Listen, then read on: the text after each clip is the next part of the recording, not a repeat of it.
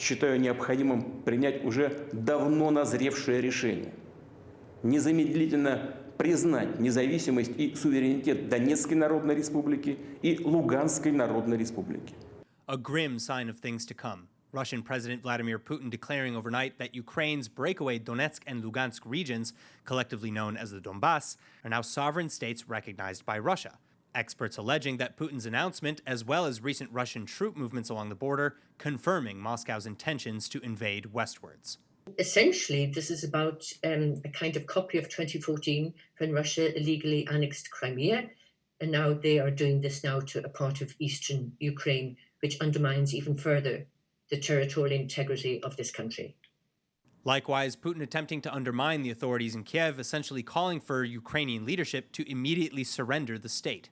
От тех, кто захватил и удерживает власть в Киеве, мы требуем незамедлительно прекратить боевые действия. В противном случае вся ответственность за возможное продолжение кровопролития будет целиком и полностью на совести правящего на территории Украины режима.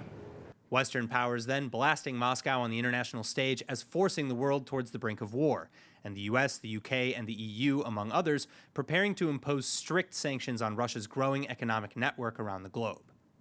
We will immediately institute a package of economic sanctions, which I think, as people would expect, targeted not just at entities in Donbass, in Lugansk and Donetsk, but in Russia itself, targeting Russian economic interests as hard as we can. This is, I should stress, just the first barrage of UK economic sanctions against Russia, because we expect, I'm afraid, that there is more Russian irrational behavior to come.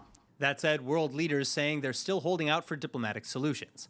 Now, meanwhile, in further affirmation that a war is likely coming in the next few days, Israel finally deciding to move its Ukrainian embassy and staff out of the capital in Kyiv and into the western city of Lviv. The move supposedly following consultations with various international bodies regarding the enmity that's been growing along the border. And the consulate in Lviv already working feverishly to extract Jews and Israelis out of the country as promised via land routes to neighboring Hungary, Poland, and Romania. The foreign ministry estimating that some 4,000 Israelis left Ukraine in the past week, while 7,000 to 8,000 still remain. In announcing the move, however, Israeli Foreign Minister Yair Lapid careful not to jump on the sanctions bandwagon just yet.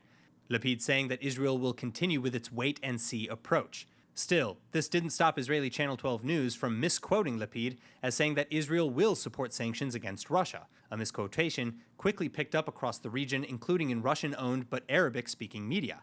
In fact, perhaps in attempts to force Israel into choosing a side in the conflict, the Russian RT headline in Arabic alleging that Lapid said, quote, "If a war breaks out between Russia and Ukraine, it's only natural that Israel will favor the United States," end quote.